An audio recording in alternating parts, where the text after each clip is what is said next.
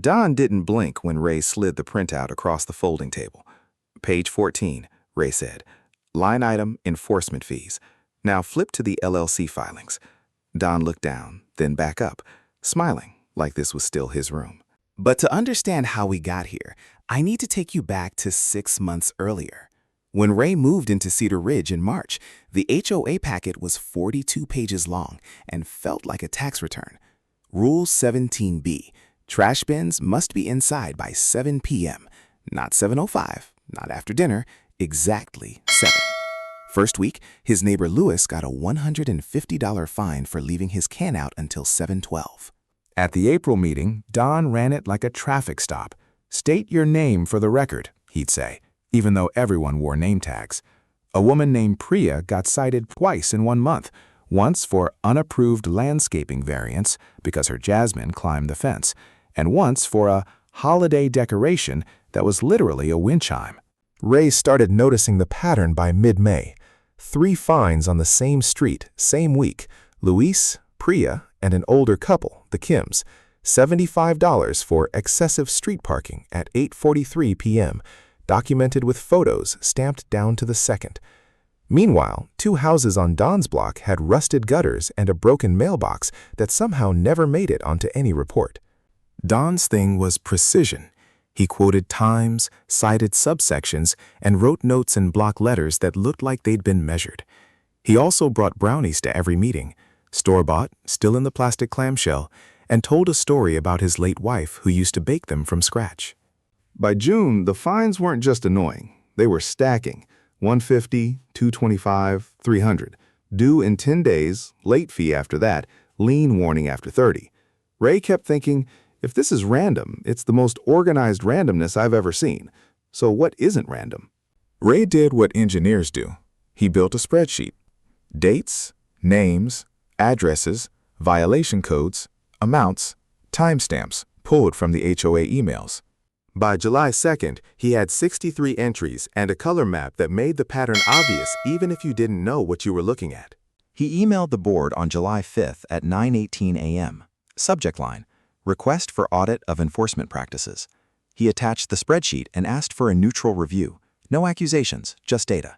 Don replied at 9:41. Your analysis is incomplete and misleading. Enforcement is applied uniformly. Further dissemination may be considered defamation.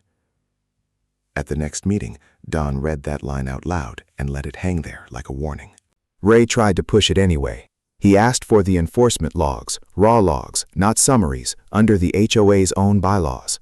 Don smiled, tapped the binder, and said, "You're welcome to inspect during office hours," which turned out to be Wednesdays, 10 to 11 a.m., the 1 hour Ray couldn't make without burning PTO. 2 days later, Ray got his first fine, improper mailbox decal, $125, for a number that had been there since the house was built. The photo was timestamped 7:03 a.m., like someone had set an alarm for it. That's when Ray realized this wasn't just about being right, it was about who controlled the records. By late July, the fines got sharper. Luis got hit for repeated non-compliance and jumped from $150 to $450 in one notice. The Kims received a certified letter, signature required, warning of a lien if $1,125 wasn't paid within 14 days. Ray showed up to a Wednesday inspection hour anyway. 10:07 a.m., empty office, a metal file cabinet with 3 drawers, and a sign-in sheet with 2 names on it from the past month. The logs he was shown were summaries, totals by week, no names, no timestamps, no photos. He asked for the underlying files. Don leaned back, folded his hands, and said, "We don't distribute raw materials. Chain of custody matters." It sounded official, like it meant something. That night, Ray walked his block at 8:30 p.m. He counted 9 violations by HOA standards. Bins out, cars on the street, a ladder leaning against a garage. None of those addresses had received a single notice in his spreadsheet.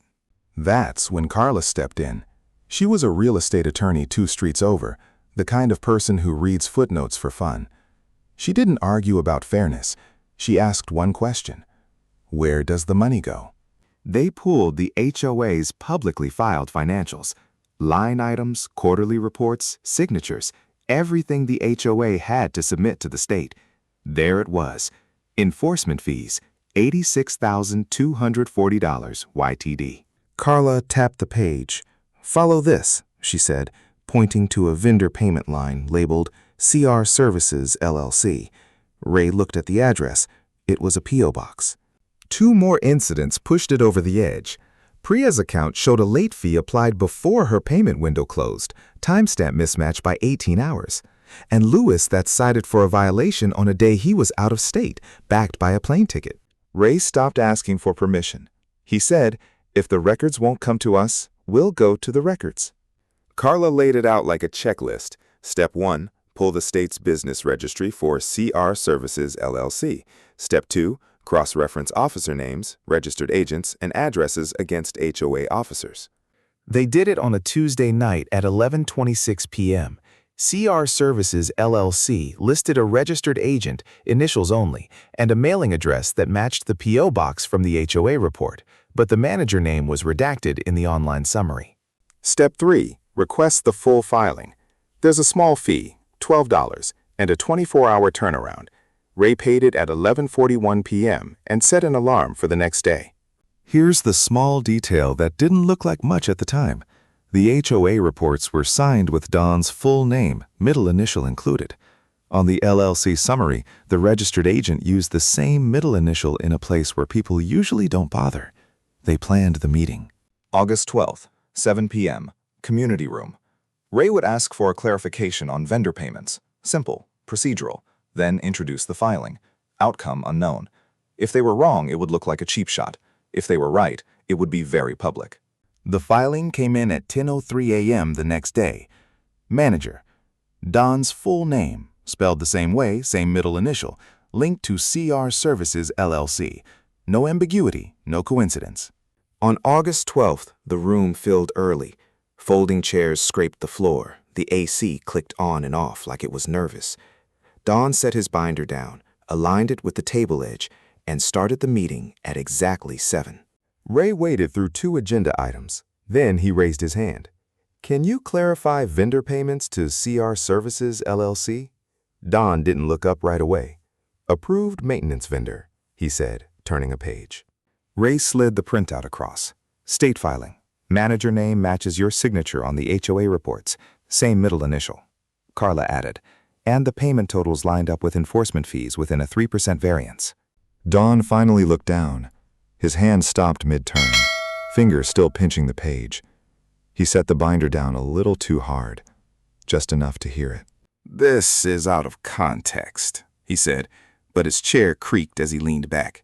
Someone in the second row whispered, "That's his name."